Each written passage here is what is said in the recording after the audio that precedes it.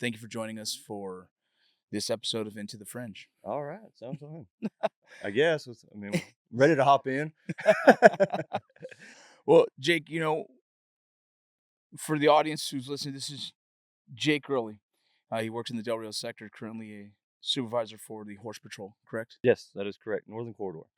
And when we started doing the pre-production on this and saying, hey, we want to interview some people, the name that got thrown around probably the most was yours. Oh, that's scary.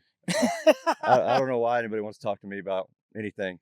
Well, you have a reputation in the field of being someone who's a good man, but also a great worker.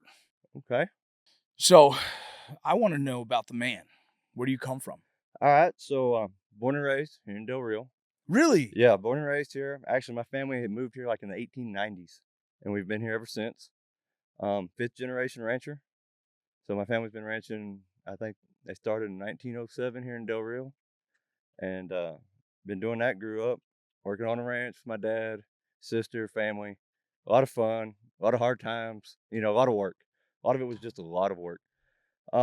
Did that. Graduated high school here at Del Rio. Went to college for about a year. Decided I didn't like it. It really wasn't for me. Yeah. So one thing that happened when I was home for the summer from college, a friend of mine came by the house and, hey, railroad tiring. So I put in for work for Union Pacific Railroad. So at 19, I got a job with Union Pacific Railroad and worked there 6-7 years. And I also came up to be a locomotive engineer. So that's pretty cool. So I got to pull a lot of throttle on trains. Yeah. No steering wheel, just all throttle. Well, you grew up in a border town. Yeah. How was that growing up? Like, is there something, obviously, if this is all you know, this is all you know. Yeah. But what are some things that stood out to you growing up here in Del Rio? I would say Del Rio's a smaller town. Growing up here, it's a little different. But it's like you said, I didn't live anywhere else. This is where I grew up, so this is all I really know. But it was a lot of fun. I spent a lot of time back and forth into Mexico growing up, different cultures. One thing I noticed that I've gotten older, and I noticed it here recently, was the difference in, how would you say it? Not the culture, but lifestyles and how people live there, how it's completely different than the way I was raised. And you start to see it and you realize, man, where I'm at, I really got it made. I was really fortunate. I was really lucky. But then you see that other side and you're like, man, but that's just the way it is, I think. It's just the way the cards are dealt. Yeah, cards are dealt. So when did you kind of think that maybe the Border Patrol was going to be a career for you? All right. So in 2008, so railroad does everything by seniority. I mean, y'all think seniority and Border Patrol is a big deal. Wait till you get to the railroad. Everything's by seniority. And so 2008, when the markets kind of crashed, housing market went down and everything, I got a phone call from the railroad, said, you don't have a job for you. We'll call you when we need you. Whoa. So that happened in November. December 1st, I went and took my Border Patrol exam. I was like, well, I kind of want to stay in Del Rio. I want a good job. I want to stay in Del Rio. And so I put Border Patrol exam, and from there off, I was a year and a half before I went to the academy. So the funny deal is when I did go to the academy, I was right when I got back to work for the railroad, finally back to work, year and a half later. So I was calling in sick every day when I was at the academy. No way. Yeah, I called in sick. I did 30 days of calling in sick. I didn't know if I was going to make it. So I was like, well, I'm going to hold on to this and ride it out. And that's funny. And at that time, did you know what the Border Patrol done? I mean, you live in Del Rio. So I grew up around Border Patrol. Yeah. Man, I saw them at the ranch, saw them around town. I had friends that were Border Patrol. A bunch of my high school buddies were Border Patrol. And I had an idea. One thing that makes me laugh, I had a friend of mine, I kind of talking to him about going to the academy, and he didn't tell me nothing. And when I had a little bit of culture shock when I got off that bus, you know how that was. I had no idea that's the way it was going to go. So the little shark attack you're talking about? Oh, yeah, the shark attack and everything else. It was kind of a little different. The paramilitary environment that you're not used to. I wasn't used to that at all. The paramilitary environment is very similar, though, I believe, to a ranching lifestyle where you have a task and you have to get it done. And you can't be tired, lazy. There is no excuse. You get it done. So I think your background as a rancher definitely helped you in the academy a little bit more than the average person who might be just a student or never had a challenging job in their life. Yeah, no. it was funny because my dad knew how it was, but he didn't tell me. No one told me anything. I thought, well, we're just gonna go to class and run. That's it. And I remember, I think it was the second day when I was at the academy. My dad called me. I finally got to talk to him on the phone. And he goes, "Well, I'll come pick you up if you don't want to do this. I'll come pick you up." And right then it kind of clicked to me, and it kind of pushed me. Like, you know what? I'm gonna do it. Yeah. And I made up my mind then. No, I'm not. I'm not quitting this. I'm gonna finish this out. I'm gonna see this through. What class were you? 952. 952. Yeah. What sector did you get when you got hired? So I started off Del Rio sector. I've been Del Rio sector my whole career. Started off Uvalde. Dang, you got lucky. Yeah, I almost turned Uvalde down. I wasn't close enough to home. But so I started off in Uvalde, And and that's a dream station, man. Anyone yeah, listening, that- that's a that- dream station. and I caught it at the academy for getting Uvalde per Yeah. station, Yeah. But yeah, that was one of them deals. I really thought about turning it down because I was either wanting Del Rio or Comstock, which was Comstock being close to the ranch and Del Rio being where I was from. I'm like, man, I either want one or the other. And I almost turned it down. I told them, let me think about it. They only offered me Uvalde. They said, well, you better hurry. So I went ahead, well, all right, I'll do Uvalde. So started off there in Uvalde. Wow. When did you end up getting transferred to Del Rio? So Del Rio was 2015. So that's when they did the first in-sector swaps between stations. Uvalde, man, I had the Everybody golden wants ticket. that one. I had the Everybody- golden ticket. And so I put in for Comstock and Del Rio, and I got Del Rio. So Those who probably don't know this, that Uvalde is probably only an hour from San Antonio. Also, it's off of the border a little bit, right? So it's kind of a station where a lot of guys want to retire. yeah. It's kind of a station where people who want to be closer to San Antonio. So a lot of people want that station, and for you to get it for your first is awesome. But yeah, when you want to in sector transfer, you're gonna have a lot of people wanting that ticket. Oh yeah, no. It's 80 miles from Del Rio. It was an hour and 15-minute drive. I drove it from Del Rio to Uvalde. But no, yeah, golden ticket. Everybody wanted it, so I didn't have much seniority, but I had Uvalde Station. So Tell me about once you graduated and got to Uvalde, what was some of the traffic like? Maybe tell me about your first apprehension. ooh, I think the first apprehension was actual bailout. We were on FTO and we were heading south on 83, and we weren't even drive. They weren't even letting us drive yet, and we were in the back seat, and our FTO saw a vehicle go by, and he goes, "Hey, I want." So he turned around. Well, then that vehicle did a U-turn, so he does a U-turn. We kind of did that 2 or 3 times in the middle of the highway, and I'm like, "What is going on here?" And finally, the vehicle just kind of takes off, goes down the road, doors fly open, people start running, and all he's yelling at is, "Catch him, catch him!" And all I remember, I just took off running, and I caught a guy climbing up a high fence, and I grabbed him, and I had him there, and the guy was being real calm, real relaxed, put his hands up, and I kind of had him there, and I remember FTO, "Put handcuffs on him, hurry up, he's gonna get away again."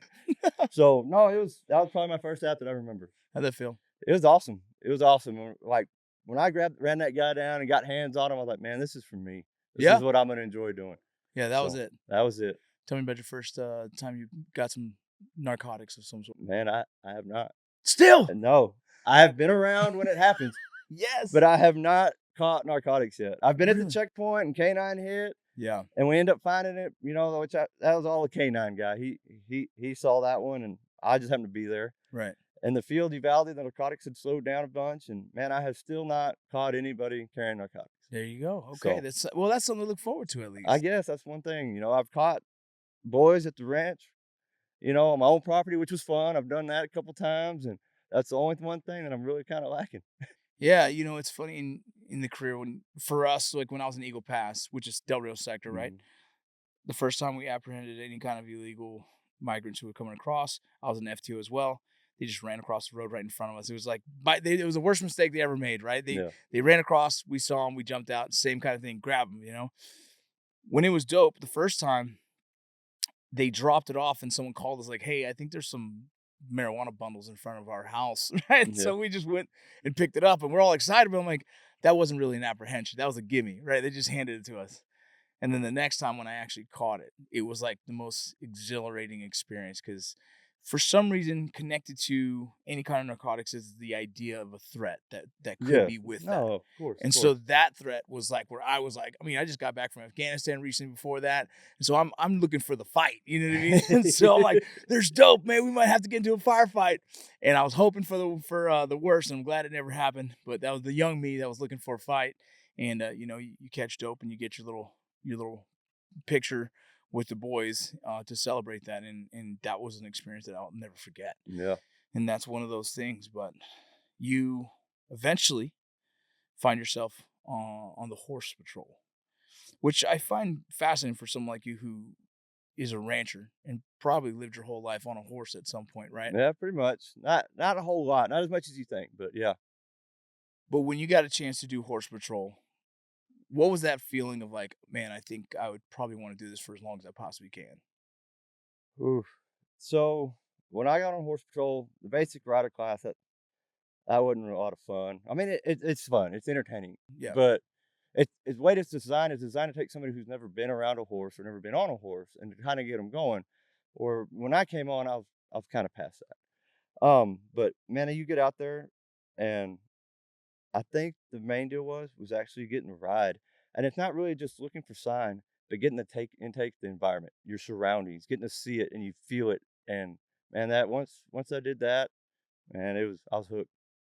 Yeah, I never had a desire to be on horse patrol because I grew up in LA. Mhm. Horses wasn't a thing.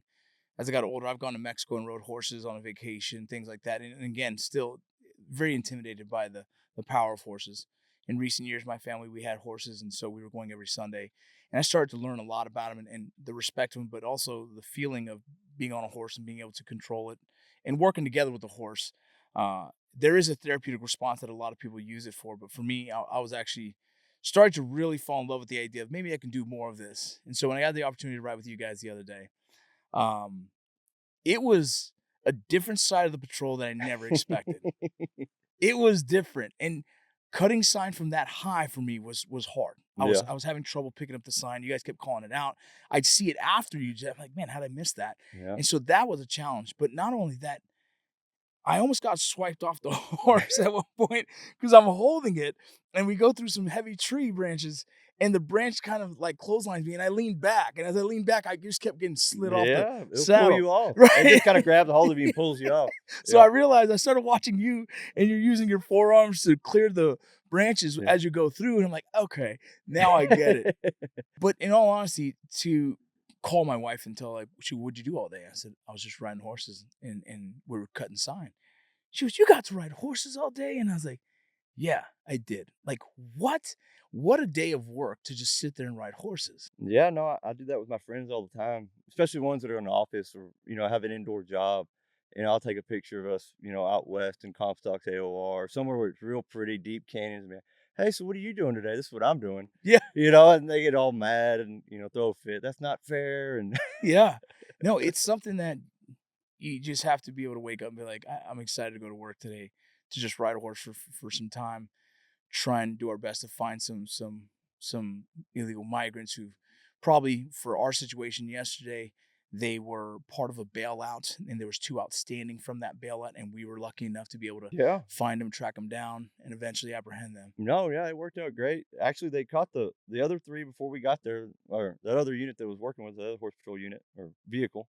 And then luckily we got out there in time. And I was thinking about maybe taking you out west. They were working a group out there, and then I was like, well, no, let's just go. We know for sure there's somebody here. Let's go work this. When something bangs off, we'll work that. But so that's where we went. It was very very memorable for me. I think I'm never going to forget that. If I get an opportunity to ride horses with the patrol again, I'm definitely going to try and jump on that. I know there's some Yeah. other horse patrol throughout the agency. Well, they're not as good as ours.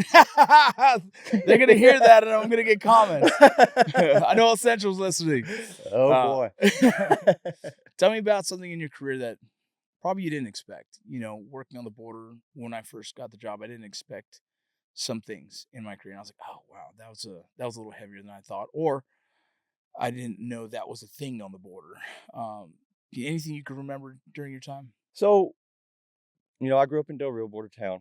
Um, I would say I was oblivious.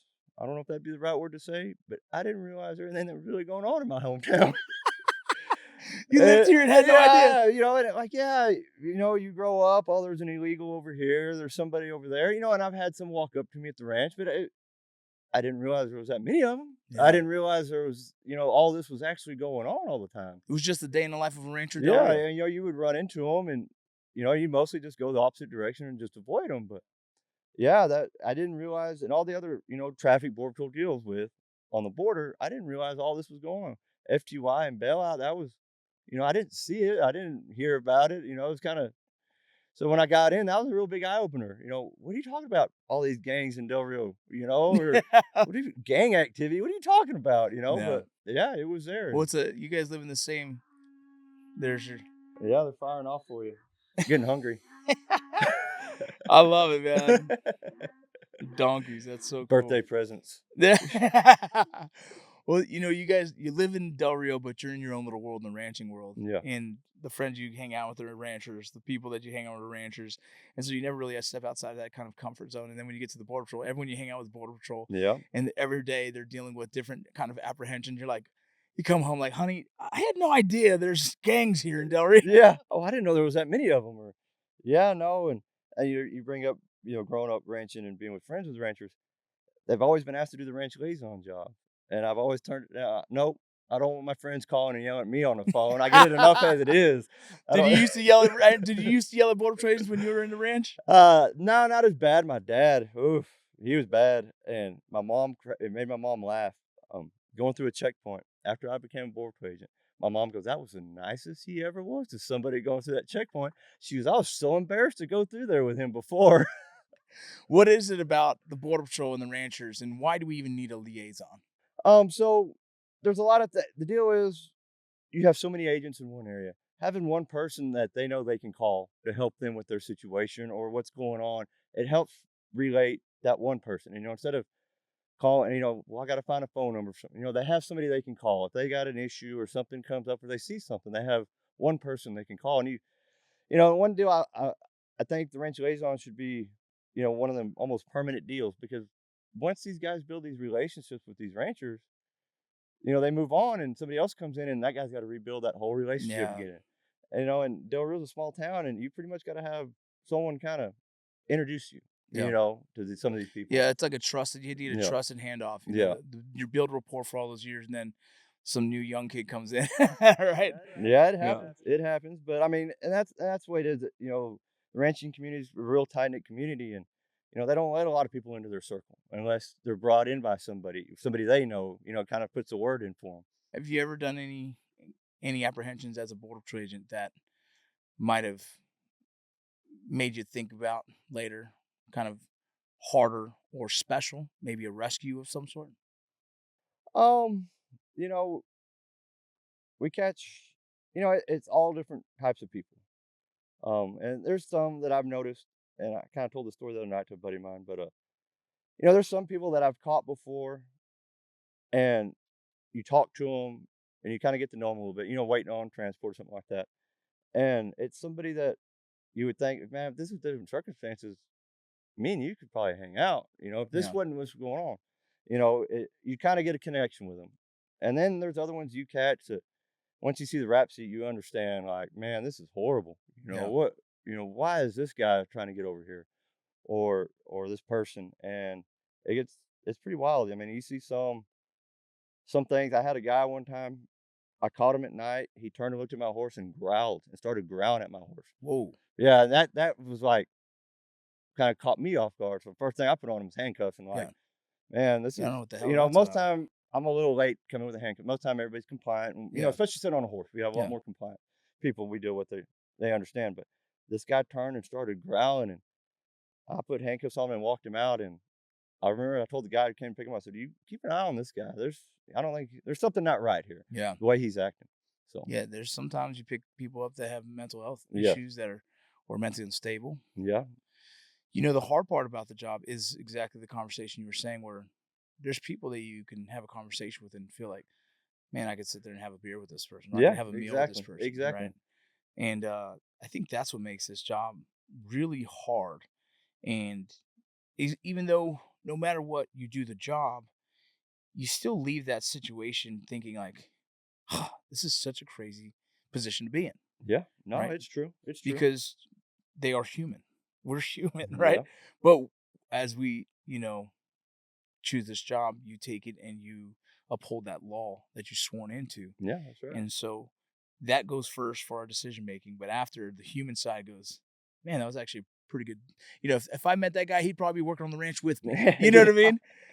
You said the other day, I asked you when we were in the field, like, do any of the migrants get scared of the horses. And you said, oh, yeah, but there's also some that know more about the horse. And so they have conversations. Oh, yeah, we have them conversations, they start checking out the horses and our saddles and everything else, and, and it's pretty neat, and then you deal with the ones that as soon as they see the horse, they break down into tears and curl up in the fetal position and start crying. Yeah, because they've probably never seen one. Right? Yeah, either that or not that close to them, and somebody's, we're standing over the top of them, it kind of just scares them to death, it seems like. Yeah.